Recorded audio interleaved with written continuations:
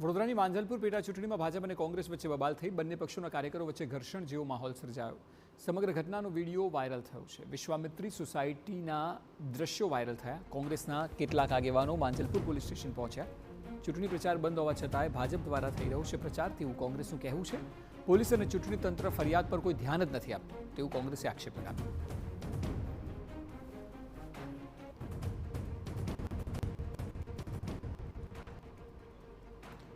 તો વડોદરા શહેર ભાજપ પ્રમુખે કોંગ્રેસ પર આરોપ લગાવ્યો. કોંગ્રેસના કાર્યકરો દારૂ પીને આવ્યા તેવું તેમનું કહેવું છે. કોંગ્રેસ કાર્યકરોએ કાંકરી ચાળો કર્યો. કોંગ્રેસ નેતાઓ ઓછા મતદાન માટે પ્રયાસો કરી રહ્યા છે. જાણી જોઈને કોંગ્રેસના નેતાઓ ષડયંત્ર રચી રહ્યા છે તેવું તેમનું કહેવું છે.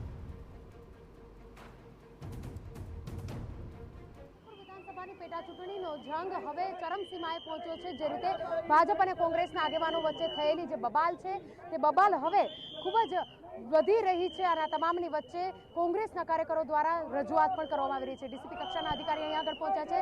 ઝોન 3 ડીસીપી અહીંયા આગળ હાજર છે. વાત કરીશું સર, જે પ્રકારની ઘટના બની, શું સમગ્ર ઘટના હતી, શું ફરિયાદ મળીને અત્યારે શું તપાસ થઈ રહી છે? જે ઘટના હતી ઘટના પ્રમાણે કંઈ માથાકૂટ થવાનું સામે આવતા તરત લોકલ પોલીસ સ્ટેશનના થાણા અધિકારી એસીપી આવી ગયા અને અમે પણ અહીંયા હાજર હતા. પણ જે બી અમની રજૂઆત છે રજૂઆત અમે માગી રહ્યા છીએ, લેખિતમાં રજૂઆત આપો. અહીંયા સીસીટીવી છે, બોડી વન કેમેરા સાથે પોલીસ બંદોબસ્ત કરી રહી છે અને તમામ વસ્તુ ઓનલાઈન ડિજિટલી રેકોર્ડ થઈ રહ્યું છે. જે પણ રજૂઆત છે એ બાબતે અમે તપાસ કરી રહ્યા છીએ અને જે પ્રમાણે તપાસના અંતે જે આપણી પાસે આધાર પુરાવા આવશે તે પ્રમાણે યોગ્ય કાર્યવાહી કરવામાં આવશે. એ લોકોનો આક્ષેપ એવો પણ છે કે પોલીસની હાજરીમાં ભાજપના કાર્યકરોએ કોંગ્રેસના કાર્યકરોને માર્યા.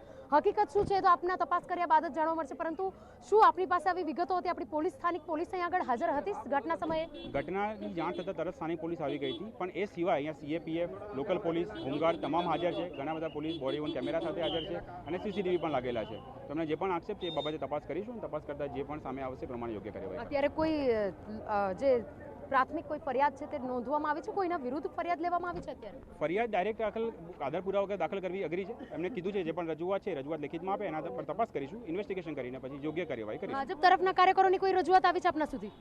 કાર્યકરો ભાજપના છે કે કોંગ્રેસના ખબર નથી. અત્યારે જે રજૂઆત કરી છે જે વ્યક્તિ એની રજૂઆત લેવા માટે કીધું છે. જે પણ રજૂઆત આપશે એ પ્રમાણે તપાસ કરીશું, એવિડન્સ ભેગા કરીશું અને એના આધારે યોગ્ય કાર્યવાહી કરીશું. બિલકુલ. તો જે રીતે તમામ જે પુરાવાઓ છે તે એકત્રિત કરવામાં આવશે. સાથે સાથે જે ઘટના સ્થળના વિઝ્યુઅલ્સ બતાવીશું. આ સ્થળ પર હાલ તમામ જે સ્થાનિક પોલીસ છે, સ્થાનિક પોલીસની સાથે સાથે જે રીતે તમામ જે એજન્સીઓ છે, સાથે પેરામિલિટરી ફોર્સના જે જવાનો છે તેઓને પણ તૈનાત કરી દેવામાં આવ્યા છે. પરિસ્થિતિ વધારે વિકટ ના બને તે માટેનું હાલ જે પ્રયત્નો છે તે કરવામાં આવી રહ્યા છે. હાલ વડોદરા શહેરની આ માંજલપુર વિધાનસભાની જે મતદાન કેન્દ્ર છે, લિટલ ફ્લાવર સ્કૂલ, તે મતદાન કેન્દ્રની બહાર આવેલી આ જે વૈષ્ણવી સોસાયટી છે ત્યાંના દ્રશ્યો છે કે જે આગળ નાગરિકો પણ સ્તબ્ધ છે કે જે લોકો પ્રજાના કામો માટે મત માંગવા આવતા હતા તે લોકો આજે પ્રજાની વચ્ચે મારામારી કરી રહ્યા છે. એટલે ક્યાંક લોકશાહીનું હનન થઈ રહ્યું હોય તેવા પણ આક્ષેપો થઈ રહ્યા છે. કેમેરા પર્સન રોહિત ગોયલ સાથે અંજલિ ઓઝા, TV9 વડોદરા.